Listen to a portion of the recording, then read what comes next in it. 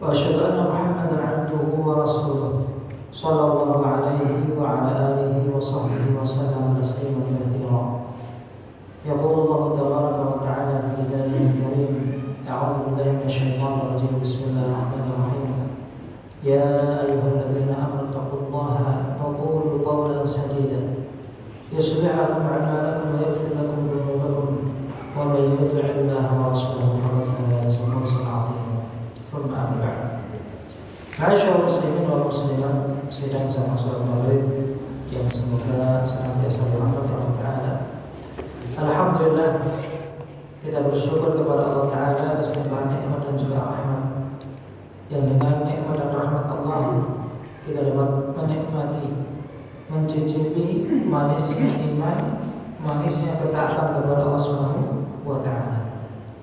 Maka sungguh tidak seorang hamba mengerjakan ketaatan di antara ketaatan kepada Allah melainkan karena nikmat Allah Ta'ala, yang sejatinya setiap ketaatan itu memiliki rasa nikmat yang hanya dirasakan oleh para hamba yang ikhlas kepada Allah Ta'ala.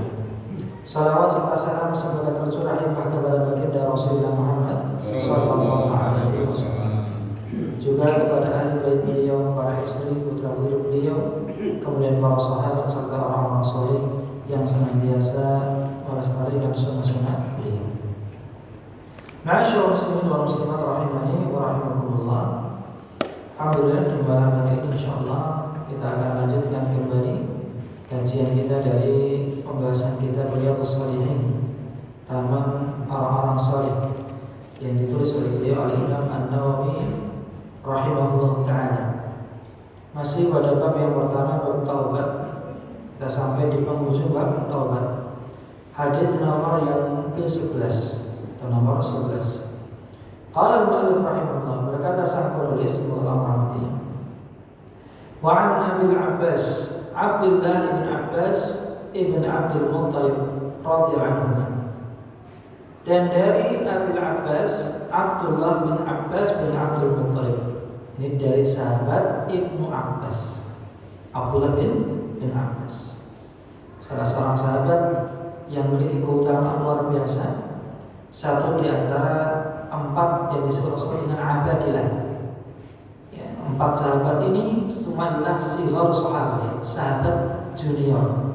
Ini sahabat yang kala berjumpa dengan Rasul, sahabat dengan wafatnya Rasul masih dalam usia belia, masih sangat muda. Namun keempat-empatnya ini memiliki keutamaan yang luar biasa, bahkan melampaui sahabat senior. Siapa itu? Ada Abdullah ibn Abbas, ada Abdullah ibn Umar ibn Al-Khattab. Ya, kalau dari Abdullah bin Abbas putranya Al-Abbas bin Abdul Muttalib, kalau Abdullah bin Umar yakni putranya Umar bin Khattab. Ada Abdullah bin Zaid, ya, Abdullah bin Zaid bin Thabit, dan ada Abdullah ibn Zubair, putra daripada Zubair bin Awwam. Nah, sahabat Abdullah bin Abbas ini beliau banyak meriwayatkan hadis dari Rasulullah, bahkan banyak menafsirkan ayat-ayat Al-Quran, yang itu merupakan bagian dari berkah doa Nabi kepada beliau. Rasulullah mendoakan Abdullah bin Abbas secara khusus, Allahumma faqihu fid din. Ya Allah, pahamkan dia tentang agama ini. Wa 'allimhu ta'wil, dan ajarkanlah kepadanya tentang takwil Al-Quran. Takwil adalah kata lain daripada tafsir. Jadi pahamkan dia tentang tafsir Al-Quran. Radhiyallahu anhuma, semoga Allah meridhai keduanya, yakni Abdullah bin Abbas dan ayahnya Al-Abbas bin Abdul Muttalib. An Rasulillah sallallahu alaihi wasallam, dari Rasulullah Muhammad sallallahu alaihi wasallam, fima yarwi an rabbih. Rasulullah bersabda dari perkataan yang diriwayatkan oleh beliau dari Allah Subhanahu wa taala. Qala, Rasulullah bersabda, innallaha katabal hasanat was sayyi'at. Sesungguhnya Allah Ta'ala menetapkan al-hasanat was sayyi'at, kebaikan-kebaikan serta keburukan-keburukan. Ini menggambarkan bahwasanya setiap amal yang kita kerjakan itu ditulis, ya. Ditulis apa yang kita perbuat, termasuk ditulis nilainya.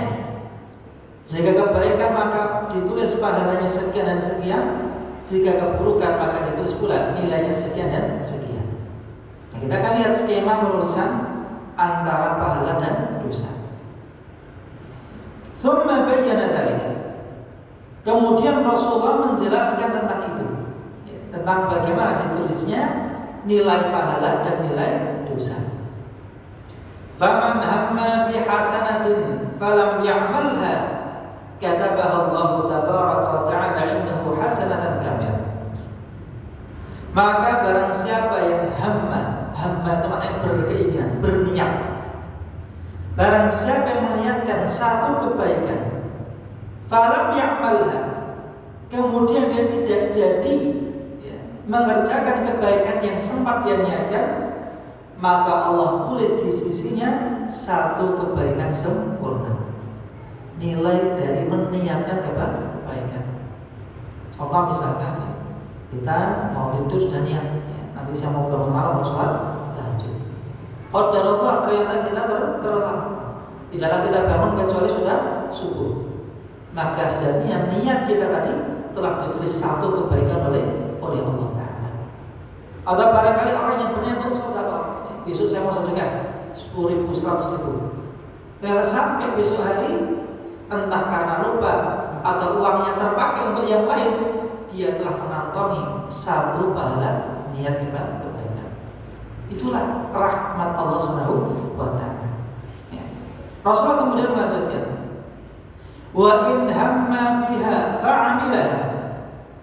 Dan jika seseorang itu meniatkan suatu kebaikan, fa'amilaha, lalu dia mengerjakan kebaikan tersebut, katabahallahu 'asyra hasanat, Allah akan tuliskan untuknya 10 kebaikan.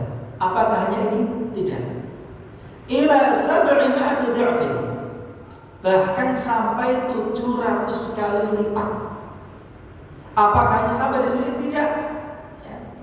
Ila adha'afin katsirah, bahkan sampai berlipat-lipat yang tak terbatas, yang hanya Allah Ta'ala yang mengetahui. Jadi pahala daripada amal itu kan berbeda-beda sesuai dengan tingkat keikhlasannya, sesuai dengan tingkat kesulitannya, kesukarannya. Maka semakin berat suatu amalan, nilainya semakin besar. Sebagaimana di antara amalan yang paling besar pahalanya adalah sabar. Sabar yang tidak butuh modal keluar uang tidak. Sabar ada dalam hati. Namun dia pahalanya Allah firmankan, innama yuwaffas sabiruna ajrahum bighairi hisab. Sesungguhnya orang-orang yang bersabar itu akan disempurnakan pahala mereka bighairi hisab, tanpa batas, unlimited. Karena sabar sendiri pun tidak ada batas. Sabar tidak terbatas. Sebagian orang mengatakan, saya sudah habis kesabaran saya, batas sabar saya sudah habis. Artinya dia tidak bersabar. Karena Allah yang mengatakan, la yukallifullahu nafsan illa wus'aha. Tidaklah Allah menguji hambanya itu di luar batas kemampuannya. Artinya apa? Kesabaran kita sudah diukur Allah sampai batas Allah Ta'ala, bukan batas yang kita tentukan. Yang batasan akhir kita bersabar adalah al-maut, kematian. Nah, kembali pada hadis tadi ya. Jadi urutannya, yang pertama orang yang sekadar meniatkan, niat yang sungguh-sungguh namun terhalang karena satu hal. Yang kedua, meniatkan kemudian diamalkan.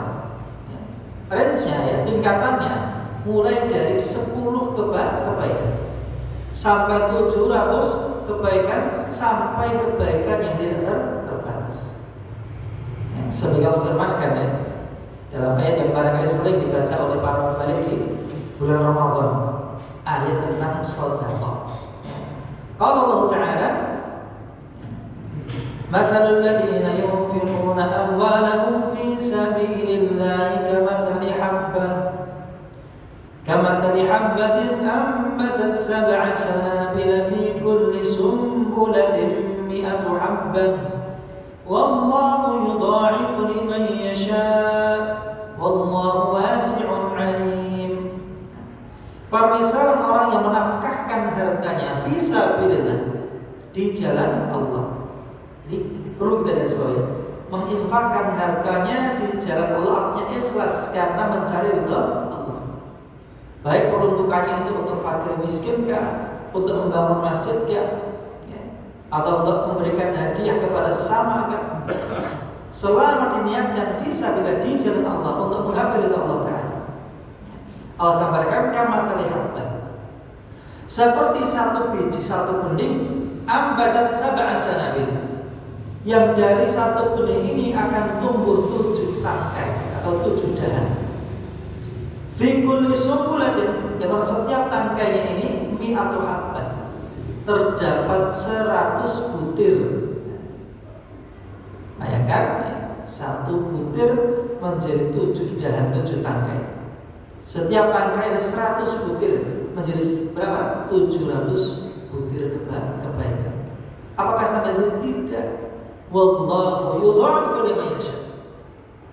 Dan Allah melipat gandakan pahala bagi siapapun yang Allah kehendaki. Semakin ikhlas, semakin jujur seorang dalam beramal, semakin berat yang dia kerjakan, maka tentu pahala yang dapatkan semakin besar. Inilah konsep pahala di sisi Allah. Ada hitung-hitungannya. Ya. Jadi tidak orang kemudian ngamal dihitung-hitung. Tidak demikian.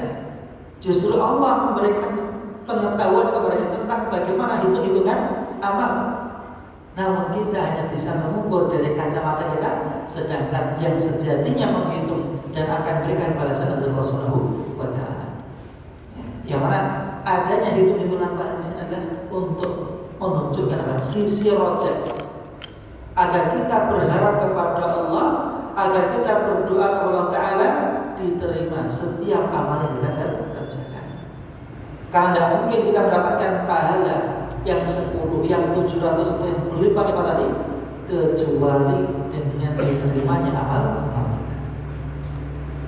Lalu sebaliknya, wa in hamma bisayyi'atin, dan apabila seseorang itu meniatkan suatu amal keburukan, falam ya'malha, lalu dia tidak jadi mengerjakan keburukan yang dia niatkan, kataballahu 'indahu hasanatan kamilah, Allah akan tulis di sisinya satu kebaikan sempurna. Pahala dari meninggalkan niat yang buruk. Jadi kalau sebatas niat saja, ya, itu belum ditulis keburukan. Ya, sebatas niat belum ditulis keburukan. Sebaliknya orang yang sudah punya niat keburukan lalu dia tinggalkan, dia dapat satu pahala sempurna. Wa in hamma biha fa'amilaha katabaha Allahu sayyi'atan wahidah. Yang jika seseorang meniatkan satu keburukan lalu dia mengerjakannya, Allah menuliskan baginya satu keburukan. Ya, dari ini konsep perhitungan dosa. Ya, Allah bersikap adil ketika hambanya berbuat zalim. Satu kezaliman dibalas kezaliman yang sama. Satu dosa dia dibalas satu dosa yang sama. Sesuai dengan firman Allah SWT dalam surat Al-An'am ayat 160, "Man jaa'a bil hasanati falahu 'asyru amsalha." Barang siapa mengamalkan satu kebaikan, maka baginya 10 kali lipat kebaikan yang dia kerjakan. Wa man jaa'a bis sayyi'ati fala yujza illa mithlaha aw mithluha. Dan barang siapa yang mengerjakan suatu keburukan, maka tidaklah dia dibalas illa mithluha, kecuali setara dengan keburukan yang dia kerjakan. Ya, jadi hitungan pahala itu kan hitungan yang tidak terhingga. Sedangkan dosa itu sejatinya bisa diukur. Ya. Maka Umar bin Khattab mengatakan, hasibu anfusakum qabla an tuhasabu. Hitunglah diri kalian, hitunglah dosa kalian sebelum kelak kalian dihitung oleh Allah Subhanahu wa Ta'ala. Karena sejatinya keburukan dapat kita hitung. Sebaliknya kebaikan yang kita kerjakan, ya, jika kita niat ikhlaskan Allah Ta'ala, maka kiranya kita tidak mampu untuk menghitungi. Berlipat-lipat ganda kebaikan yang Allah berikan. Contoh banyak sekali. Seorang yang mengurus jenazah, ya, pahala seorang yang mensolatkan jenazah berapa? 1 qirat. Yang mana 1 qirat itu? Ya. Rasul menyampaikan kepada sahabat ketika beliau menyampaikan, ya, barang siapa yang mensolatkan jenazah baginya 1 qirat. Barang siapa menyolatkan jenazah kemudian mengantarkannya sampai ke kubur, baginya 2 qirat. Para sahabat pun bertanya, wahai Rasulullah, apakah itu qirat? Atau berapakah itu qirat? Ya, beliau mengatakan, mithlul uhudi dhahaban. 1 qirat itu adalah setara dengan 1 gunung Uhud berupa emas. Bayangkan, hanya menyolatkan 4 rakaat tanpa rukuk, tanpa sujud, 1 pahala yang nilainya setara dengan gunung Uhud. Ditambah mengantarkan, tidak harus menguburkan, mengantar, ya, menyaksikan prosesi dimasukkannya jenazah ke liang lahat, atau bahkan mengantarkan hanya sampai di pelataran kuburan, mendapatkan 1 qirat yang lain. Hingga para sahabat mengatakan, laqad fatatna tarawih katsira. Sungguh kita terlewatkan, ya, banyak berkirat-kirat. Karena sebelum mereka tahu bahwa nilai 1 qirat adalah 1 gunung Uhud, ya, kebanyakan mereka hanya fokus pada mensolatkan jenazah. Padahal, ya, di antara pahala besar itu dari sholat jenazah sampai dengan mengantarkan jenazah ke kubur. Itulah keberkahan yang memberikan serta luasnya keutamaan dan rahmat Allah kepada hamba. Yang poin pembahasan hadis ini terkait dengan bab ikhlas adalah semua berawal dari niat. Berawal dari niat. Yang niat itu adalah suara hati, kehendak hati. Yang kalau kita cari, kita lihat tidak nampak, tapi dapat dirasakan. Yang Allah Maha tahu apa yang disembunyikan oleh hati.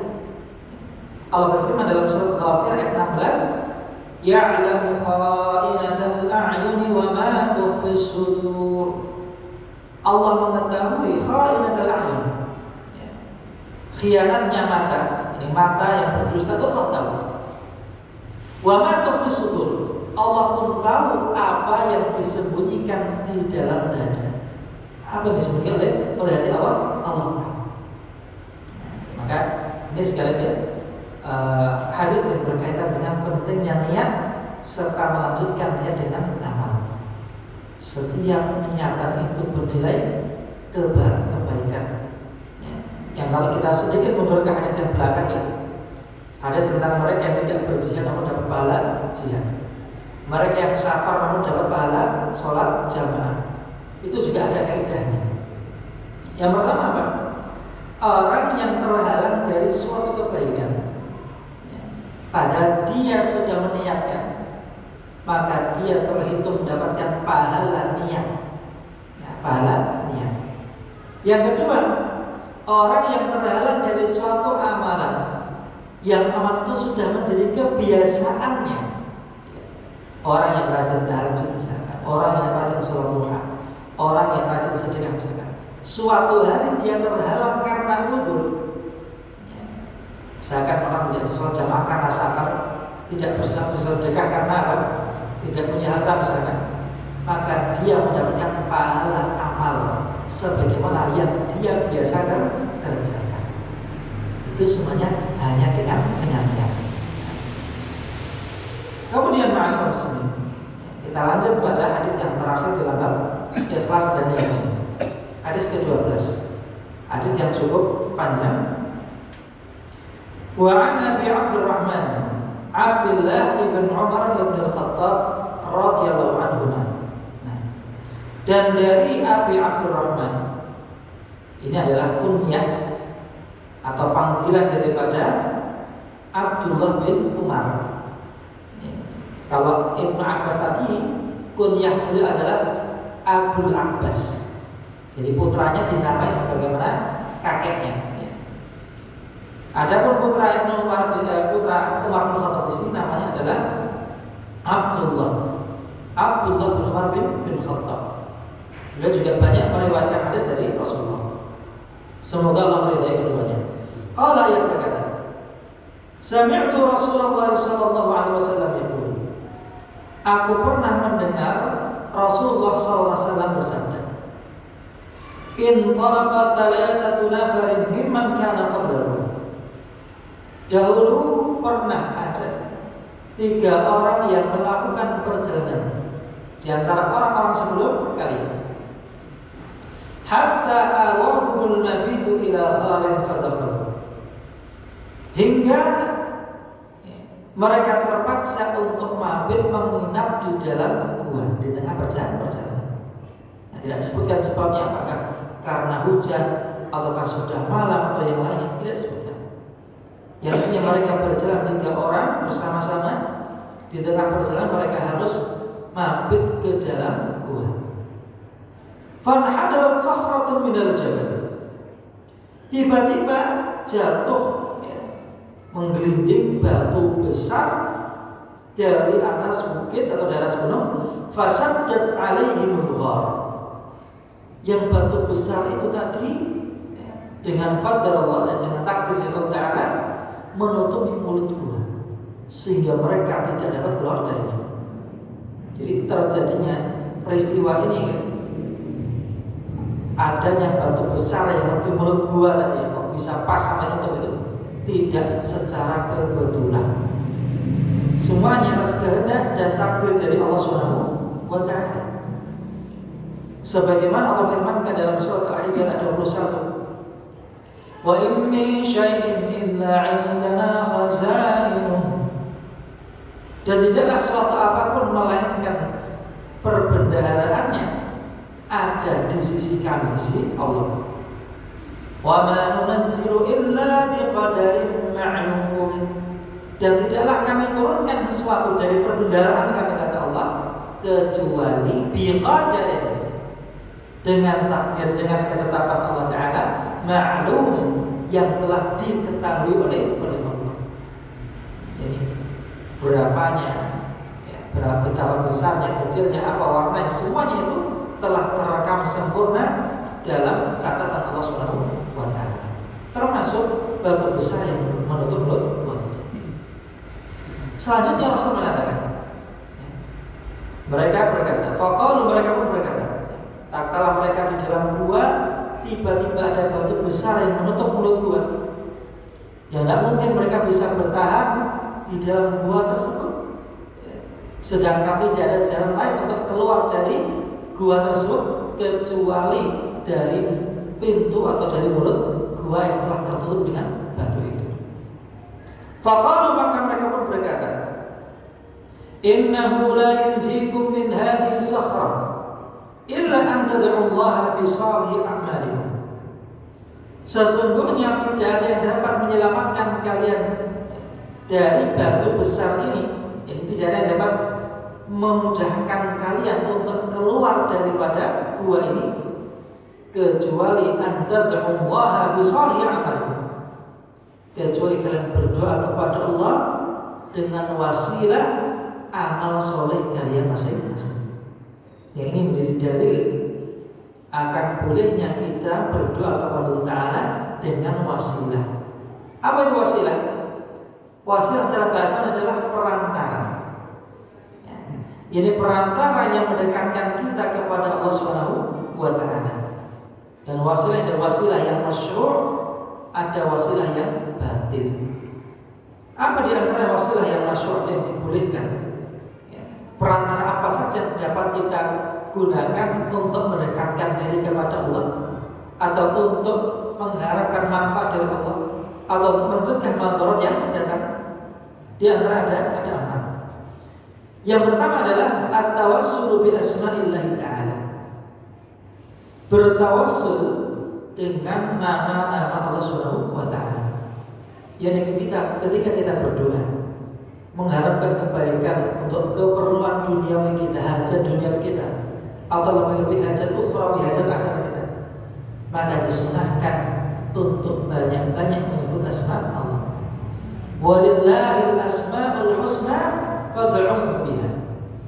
Kata Allah, Dan milik Allah itu nama-nama yang baik. Tidak hanya 99, lebih daripada itu. Karena ada nama-nama Allah Ta'ala yang hanya Allah beritahukan kepada sebagian hambanya.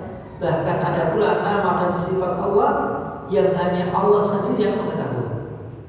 Namun kita diperintahkan untuk berdoa dengan wasilah perantara nama-nama. Seorang misalkan berdoa mengharapkan rahmat Allah, ucapkan Ya Rahman, Ya Rahim. Seorang mengharapkan ampunan dari Allah Ta'ala, dia ucapkan Ya Ghafur, Ya Karim. Seorang yang dibukakan rezekinya Ya Fattah, Ya Razzaq, Ya Mannan. Dan semua nama-nama Ta'ala adalah nama-nama yang baik. Dan nama Allah yang paling agung adalah Ya Hayyu Ya Qayyum. Itu adalah nama Allah yang paling agung. Ya Hayyu, ya Allah yang maha hidup. Ya Qayyum, yang maha berdiri sendiri dalam terjemah harfiahnya. Namun maksudnya adalah Allah yang maha esa, yang tidak butuh akan siapapun. Di antara doa yang diajarkan Rasulullah SAW, Ya Hayyu Ya Qayyum, bi rahmatika astaghith, aslih li sya'ni kullahu wa la takilni ila nafsi tarfat ain. Ya Allah, wahai Zat yang maha hidup, Ya Qayyum, yang maha esa yang berdiri sendiri, dengan rahmat-Mu astaghith, saat aku beristighosah. Istighosah itu apa? Memohon pertolongan, memohon bantuan. Aslih li sya'ni kullahu, perbaikilah seluruh urusanku, wa la takilni ila nafsi, jangan engkau biarkan aku memperturutkan diriku sendiri. Tarfat ain, meskipun hanya sekejap. Itu petunjuk dari Rasulullah SAW agar ketika berdoa itu kita menyatakan nama-nama Allah Subhanahu wa Ta'ala. Tawassul kedua yang dibolehkan masyarakat muslimin, at-tawassul bil a'mal shalihah, adalah bertawassul kepada Allah, berdoa minta kepada Allah Ta'ala dengan perantaraan amal saleh. Itulah yang dipraktekkan oleh 3 orang ini. 3 orang yang berada dalam kesulitan, yang secara logika mereka tidak mungkin mampu untuk keluar, hingga mereka nanti berdoa kepada Allah meminta dengan wasilah amal soleh yang mereka kerjakan. Tawassul yang dibolehkan yang ketiga adalah at-tawassul bi du'a'i shalihil hayy, berdoa dengan perantara doa orang soleh yang masih hidup. Misalkan seorang murid minta didoakan oleh gurunya, oleh kiainya. Seorang anak minta didoakan oleh orang tuanya. Selama masih hidup maka itu dibolehkan. Karena tidak boleh kita minta kepada sosok yang telah mati, bahkan Nabi sekalipun. Makanya barangkali sudah ziarah di Haram Al-Madani, di Madinah juga, maka Nabi itu dijaga, dijaga oleh sultan, oleh tugas keamanan. Kalau tidak dijaga, apa yang terjadi? Orang akan datang membangun makam Rasulullah, mengagungkan Rasulullah, akan meminta kepada Rasulullah. Pada Rasulullah telah mewanti-wanti, la tutruni kama atratin nasara Isa bin Maryam. Janganlah kalian melebih-lebihkanku sebagaimana orang-orang Nasrani mereka melebih-lebihkan Isa bin Maryam. Bahkan sampai mereka menganggap Isa bin Maryam sebagai Tuhan selain daripada Allah. Jadi tawassul dengan doanya orang soleh dibolehkan selama masih hidup. Minta didoakan saudara yang sedang umroh, minta didoakan saudara yang sedang haji, yang sedang iktikaf, itu boleh. Yang tidak boleh adalah meminta berdoa atau berdoa meminta kepada orang yang telah mati. Tidak boleh. Tawassul yang keempat yang dibolehkan adalah at-tawassul bil hal. Tawassul dengan apa? Kondisi yang kita alami. Contohnya apa?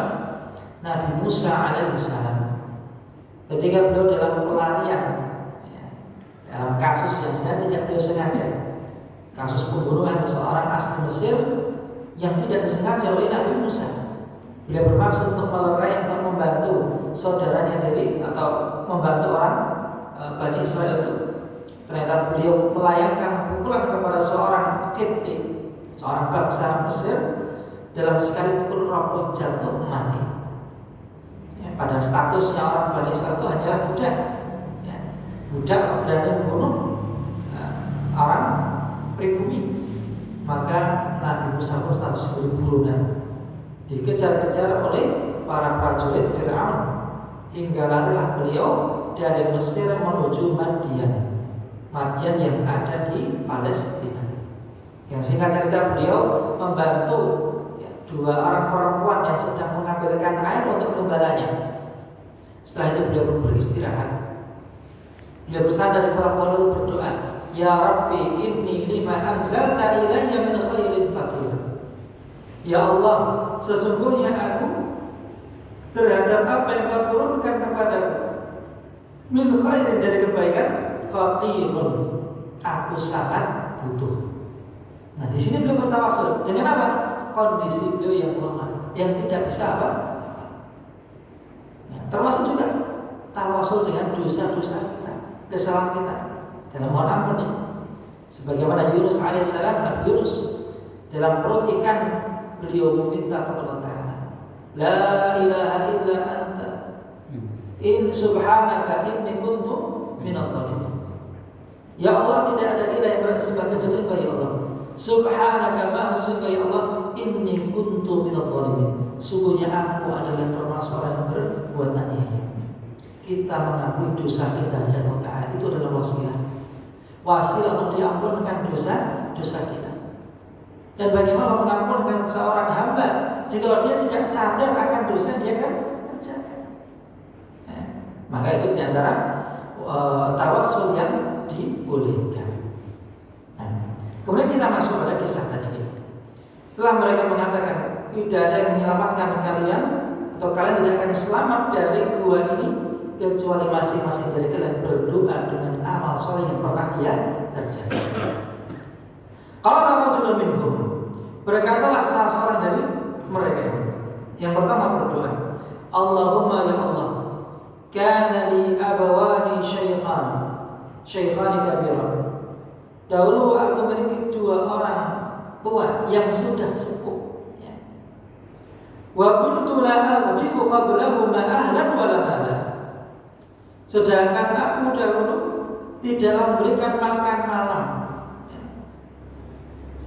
sebelum daripada kedua orang tua. Tidak kepada anak dan istriku, tidak pula pada budakku atau hewan ternakku. Yang intinya laki-laki ini dia saking baktinya kepada orang tuanya, kedua orang tuanya, dia tidak pernah mendahulukan siapapun sebelum kedua orang tuanya. Ini hebat, luar biasa. Biasanya dengan aku tadi, anak itu ketika sudah berkeluarga, sudah punya anak istri, mereka akan lupakan orang tuanya. Bahkan terutama suami kepada istri, apapun yang diminta istri pasti akan diberikan. Yang sulit bahkan menyidam, misalkan durian, bukan musim durian, harus jadi. Lalu bagaimana dengan orang tua? Pada saatnya orang tua itu ma'asyar muslimin, awsatu abwabil jannah, adalah pintu surga yang paling tengah. Nah, Rasulullah SAW menyampaikan, al-walidu awsatu abwabil jannah. Orang tua itu adalah pintu surga yang paling tengah. Fa in syi'ta fa'adhi' dzalika al-bab aw ihfadhu. Rawahu Ahmad. Rasul menyampaikan, orang tua itu adalah pintu surga yang paling tengah. Maka jika engkau mau ini, barangkali engkau akan menyia-nyiakan orang tua. Atau barangkali akan menyia-nyiakan pintu surga tersebut. Wa in syi'ta fa'fadhu.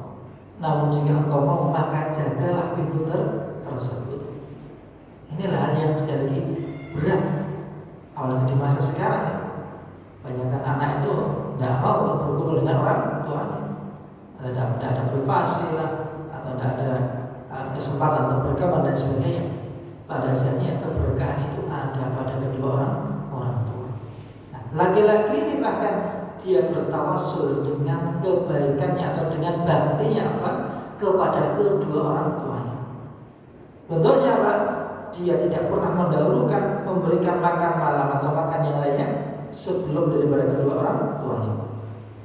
Fana fi talab asy-syajari yawman, hingga di suatu hari ya, ketika dia sedang mencari kayu, ternyata terasa waktunya telah berlalu. Jadi waktu berlalu terlalu begitu cepat. Ya, tak terasa dia dalam pencarian kayu bakar tadi telah melewatkan waktu makan orang tuanya.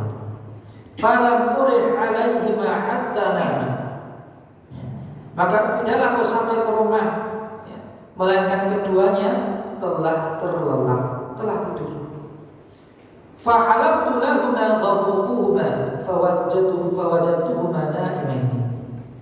Aku pun sesampaiku di rumah segera aku merah ya, air susu kambing. Ini kebiasaan orang Arab tadi. Mereka minum susu, kalau susu kambing, susu unta. Hal yang biasa. Ya, seperti dalam kisah Umar bin Khattab yang mendapati seorang pemudi ya, ketika diperintahkan ibunya untuk mencampurkan susu murni dengan air. Ya, sang anak mengatakan, jangan wahai ibu. Kata ibunya apa? Tidak masalah, Umar tidak akan tahu. Apa kata anaknya? Jika Umar tidak tahu, sejatinya Allah yang di langit Maha mengetahui. Yang ternyata Umar tidak sengaja mendengar perbincangan ayah ibu dan anak tadi. Nah, kembali pada kisah ini. Laki-laki ini pun kemudian memerahkan susu untuk kedua orang tuanya. Yang ternyata ketika dia telah sampai, orang tua sudah tidur terlelap. Fakaritu an uqirahuma wa an aghbidha qablahuma ahlan aw malan. Maka aku pun sungkan. Aku tidak ingin membangunkan kedua orang tua yang sedang istirahat, dan aku pun tidak mau ya, untuk memberikan air susu ini kepada keluargaku, anakku ataupun budakku. Dia tahan dulu. Falabithu wal qadahu ala yadi antadhiru istighadahuma. Saking baktinya, aku pun kemudian ikut tertidur. Sedangkan gelas itu masih ada di tanganku. Aku menunggu bangunnya kedua orang tuaku. Hatta barakal fajr, sampai masuk waktu fajar, masuk waktu subuh. Wasibyatu yatadhaghawun, sedangkan anak-anakku ini mereka menangis. Siapa orang tua yang tega membiarkan anaknya menangis hanya karena air susu? Ya. Tengah malam bahkan bangun membuatkan susu untuk anaknya. Nah, laki-laki ini bukan karena dia tidak peduli dengan anaknya, sebaliknya karena baktinya kepada ayah ibunya, dia tidak mendahulukan siapapun selain daripada kedua orang tuanya. Dia menunggu sampai betul-betul orang tuanya bangun dari tidurnya.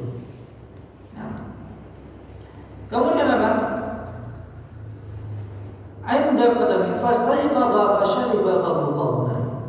Hingga ketika telah masuk waktu fajar tadi, barulah kedua orang tuaku terbangun dan keduanya pun minum dari air susu yang telah aku perah tadi.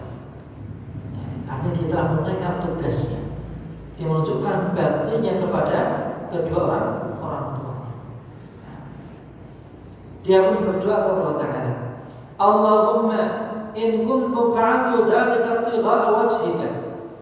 Ya Allah, jikalau apa yang aku kerjakan itu tadi, aku yang mendahulukan kedua orang tuaku di atas anak dan istriku, jikalau aku kerjakan itu betul-betul karena mengharap ridho darimu ya Allah, fafarrij 'anna ma nahnu fihi min hadhihi sakhar, maka bebaskanlah kami dari batu besar yang menghimpit gua ini ya Allah.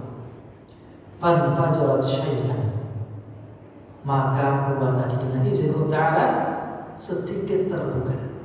Batu tadi bergeser sedikit, bergeser. La yastati yastati'una al-khuruj minhu, namun mereka belum mampu untuk keluar dari mulut gua tersebut. Tibalah giliran orang yang kedua. Qala al-akhar, berkatalah yang lain, Allahumma ya Allah, innahu kanat li ibnatu ammin kanat ahabbu an-nasi ilayya. Sungguhnya dahulu aku mendapati sosok sepupunya, ibnatu ammi, ini putri dari pamanku, sepupuku yang aku sangat mencintainya. Dia adalah orang yang paling aku sayang dan paling aku cintai. Jadi dia jatuh hati kepada putri pamannya. Ya, itu bukan mahram, artinya boleh dia nikahi. Ya. Namun apa? Disebutkan dalam riwayat yang lain, kuntu uhibbuha ka'ashaddi ma yuhibbu rijalun nisa. Aku sangat mencintainya sebagaimana laki-laki mencintai perempuan. Sangat cinta sekali. Fa'aradtuha ala nafsiha famtana'at minni. Yang mana aku telah mengutarakan keinginanku akan dirinya, namun dia menolak. Cinta bertepuk sebelah tangan. Hatta alamat biha sanatun minas sinin. Hingga ketika telah berlalu beberapa waktu, tibalah masa paceklik, masa krisis pangan. Faja'atni fa'a'taituha 20 wa 100 dinar. Di masa paceklik ini, tiba-tiba anak perempuan pamannya tadi yang dulu menolaknya, tiba-tiba dia datang. Apa tujuannya? Tidak adalah untuk meminta bantuan. Kiranya sebelumnya anak perempuan ini tidak mau kepada laki-laki tadi, ya. Namun karena hajat, barangkali orang tua sudah tidak punya bekal makanan, tidak punya cadangan logistik, dia benar-benar terpikir untuk kembali kepada putra pamannya tadi atau kepada laki-laki tadi untuk meminta bantuan. Laki-laki tadi pun tanpa tanggung-tanggung dia memberikan berapa? 120 dinar. Dinar itu mata uang emas. Yang kalau kita konversi ya, 1 dinar itu setara dengan 4/4 gram emas. 4/4 gram. Kalau dikalikan 120 itu sudah 500 sekian gram. Setengah kilo emas. Kalau 1 gramnya saja kisaran 400 sampai 500, sudah berapa ratus juta. Itulah nilai yang diberikan oleh laki-laki ini.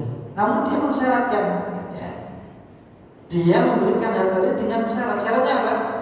Ala an tukhalli bi baini wa baina nafsiha. Dengan syarat dia mau bersamanya. Yani langsung tutup poin ini, agar dia mau untuk berhubungan dengan dirinya. Fafa'alat. Maka perempuan tadi dengan terpaksa akhirnya dia mau setelah sebelumnya menolak. Hatta idza qadirtu 'alaiha. Hingga ketika aku telah menguasai dirinya, ya, menguasai perempuan tadi. Wa fi riwayat dan dalam riwayat yang lain lebih jelas lagi dikatakan, falamma qa'adtu baina rijlaiha. Hingga ketika aku telah duduk di antara kedua kakinya, ya mohon maaf, ini sudah siap untuk berzina tadi. Tiba-tiba perempuan tadi berkata, ittaqillah wa la tafuddhal khatama illa bihaqqi. Bertakwalah kepada Allah, takutlah engkau kepada Allah, dan janganlah engkau membuka segel kecuali dengan haknya. Artinya apa? Janganlah engkau berzina, namun hendaklah engkau menikah. Ini perempuan tadi. Kenapa dia tidak bilang dari awal kalau tidak mau gitu ya? Kenapa baru di akhir dia mau? Karena terpaksa tadi. Yang kira kalau dia mensyaratkan di awal, saya tidak mau berhubungan denganmu, ya nggak dikasih, ya nggak dikasih. Ya, ini gambarannya. Ibarat anak zaman sekarang sudah dirayu. Kalau anak perempuan sekarang mau dirayu dikasih permen aja mau. Dijak kencana, dijak dolan, banyak terjadi. Namun laki-laki ini luar biasa. Ya, dia kalau sekarang itu ya, banyak kayak crazy rich gitu ya. Oh yang para pemuda yang kaya, miliarder muda, ya, kaya. Dia ngasih bantuan nggak cuma sedikit, jumlah yang sangat banyak, 0,5 kilogram emas.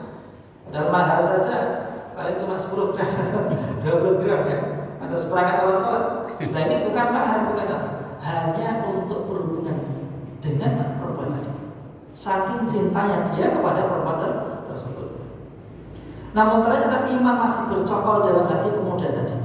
Nah, ketika mendengar kalimat dari takutlah engkau kepada Allah dan jangan buka sigar kecuali dengan cara yang benar. Fansaraftu anha wa hiya ahabbun nasi ilayya. Aku pun segera meninggalkannya. Padahal barangkali yang mengakukannya itu sudah hampir terjadi. Apa yang akan terjadi? Dia tinggalkan, dia menjauh. Padahal perempuan tadi masih tetap menjadi sosok yang paling dia cintai. Wa taraktu dzahab alladhi a'taytuha. Emas yang aku berikan kepadamu aku tinggal, tidak aku minta kembali. Ini pemuda, bayangkan ini pemuda sudah di puncak syahwatnya. Bahasanya kan sudah duduk di atas kedua kakinya, itu sudah siap betul. Yang namanya syahwat itu kalau laki-laki sudah, mohon maaf ya, sampai pada syahwat itu sudah kehilangan sepertiga akalnya. Bahkan akalnya sudah hilang sama sekali, tidak peduli. Tapi ternyata masih ada iman dalam hatinya. Dia tinggalkan anak pamannya tadi beserta dengan emas yang telah dia berikan. Karena apa? Takut kepada Allah. Itu pula salah satu di antara mereka yang kelak mendapatkan naungan dari Allah Ta'ala. Wa rajulun da'athu imra'atun, seorang laki-laki yang diajak oleh seorang perempuan. Dzatu mansibin wa jamal, yang punya kedudukan, yang punya kecantikan. Faqala inni akhafu. Ketika dia tidak berzina, dia katakan aku takut kepada Allah. Ini berlaku sebaliknya, baik laki-laki maupun perempuan. Ada juga contoh laki-laki ini siapa? Yusuf alaihi salam, yang menolak pada sebelumnya kan walaqad hammat bihi wa hamma biha. Zulaikha telah berhasrat kepada Yusuf, Yusuf pun sempat untuk berhasrat kepada Zulaikha. Laula an ra'a burhan rabbih, jika bukan karena dia melihat ya, tanda kebesaran Allah, melihat petunjuk dari Allah, tentu dia jatuh pada maksiat tadi. Ya, maka dia katakan, laki-laki mengatakan, Allahumma in kuntu fa'altu dzalika ibtigha'a wajhika fafruj 'anna ma nahnu fihi. Ya Allah, jika apa yang kita lakukan ini adalah betul ikhlas karenamu ya Allah, mengharapkan ridho ya Allah, maka berikanlah jalan keluar untuk kami dari batu besar ini. Fanfarajat as-sakhra, batu besar tadi pun bergeser. Ghaira annahum la yastati'una al-khuruj minha, namun mereka belum bisa keluar darinya. Itulah kehidupan orang yang ketiga. Sekalian, orang ketiga mengatakan, Allahumma ya Allah, istajartu ujara'a wa aqaituhum ajrahum. Ya Allah, dahulu aku pernah mempekerjakan beberapa pekerja dan telah aku tunaikan hak mereka, gaji mereka semuanya, illa kecuali atau ghaira rajulin wahidin, kecuali satu orang, tarakal ladzi lahu wa dhahaba. Dia meninggalkan upahnya, gajinya, kemudian dia pergi. Ini belum sempat dia mengambil gajinya, dia telah pergi. Fatammartu ajrahu hatta kathrat minhu al-amwal. Lalu dia mengatakan, maka gajinya tadi kemudian aku kembangkan. Aku kembangkan dari gajinya tadi hingga menjadi harta yang sangat banyak. Faja'ani ba'da hinin. Tiba-tiba laki-laki tadi datang setelah waktu yang lama. Setelah waktu yang lama dia datang. Dia berkata, ya Abdullah, wahai hamba Allah, addi ilayya ajri. Tunaikanlah, berikanlah gajiku yang dulu. Fakultu, maka katakan, kullu ma tara, semua apa yang kau lihat ini, ajraka, adalah upahmu. Padahal disitu sudah berkumpul harta yang banyak. Berupa minal ibil, unta, wal baqar, sapi, wal ghanam, kambing, wal raqib, budak. Nah, kalau orang zaman dahulu investasinya itu yaitu ternak varietasnya, bukan deposito tabungan dan hakikat. Tapi ada unta, ada sapi, ada kambing, bahkan budak. Faqala, mantan pekerja ini mengatakan, ya Abdullah wa ya Allah, la tastahzi bi. Ya, jangan engkau mengolok-olok diriku. Jangan aja ngecek aku Mas. Fakultu maka katakan, la astahzi bi. Aku tidak sedang bergurau. Aku tidak sedang mengejekmu.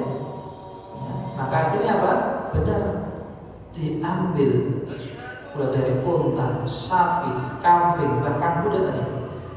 Fa'akhadahu kullahu fastaqahu falam yatruk minhu syai'an. Dia ambil semua tadi, dia bawa semuanya, tidak dia tinggalkan satu pun.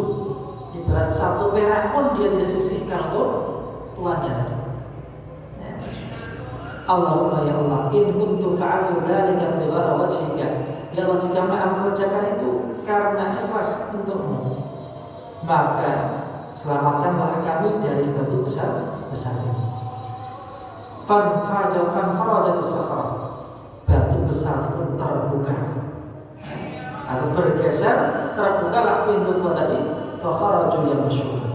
Mereka semua pun dapat keluar kembali berjalan dengan selamat. Adalah bagian dari tadi dia mengaku sebenarnya. Bisa saja dia mengatakan, baik fulan, ini gajimu yang dulu, sedangkan unta dan tadi tetap yang miliki. Namun dia adalah seorang yang amanah. Ya, simbol ada 3 kisah tadi. Yang pertama adalah tentang keutamaan birrul walidain, berbakti kepada orang tua, yang bahkan itu bisa menjadi wasilah dalam berdoa kepada Allah. Yang kedua adalah keutamaan menjaga kehormatan. Wa man yasta'fif yu'iffuhu Allah. Barang siapa yang menjaga kehormatannya, Allah yang akan menjaga dirinya. Dan yang terakhir adalah keutamaan menunaikan amanah. Allah berfirman, ya ayyuhalladzina amanu innallaha ya'murukum an tu'addul amanati ila ahliha. Wahai orang beriman, sungguhnya Allah telah perintahkan kalian untuk menunaikan amanah ila ahliha, kepada yang berhak untuk mendapatkan amanah tersebut. Bahkan Allah mengatakan, ya ayyuhalladzina amanu la takhulullaha wa rasulahu wa takhulu amanatikum. Wahai orang beriman, janganlah kalian mengkhianati amanat dari Allah dan juga Rasulnya, dan janganlah kalian mengkhianati amanat yang diberikan kepada kalian. Harta yang menjadi titipan kita, anak-anak kita, keluarga kita, amanah dari Allah. Maka mari bersama kita jaga setiap amanah dari Allah SWT, yang moga-moga kita termasuk di antara mereka orang-orang yang menyempurnakan amanah, yang menunaikan amanah. Amin ya rabbal alamin. Kita akhiri kajian kita dengan bacaan alhamdulillahirabbil alamin. Subhanallah wa bihamdihi asyhadu an la ilaha illa anta astaghfiruka wa atubu ilaik. Assalamualaikum.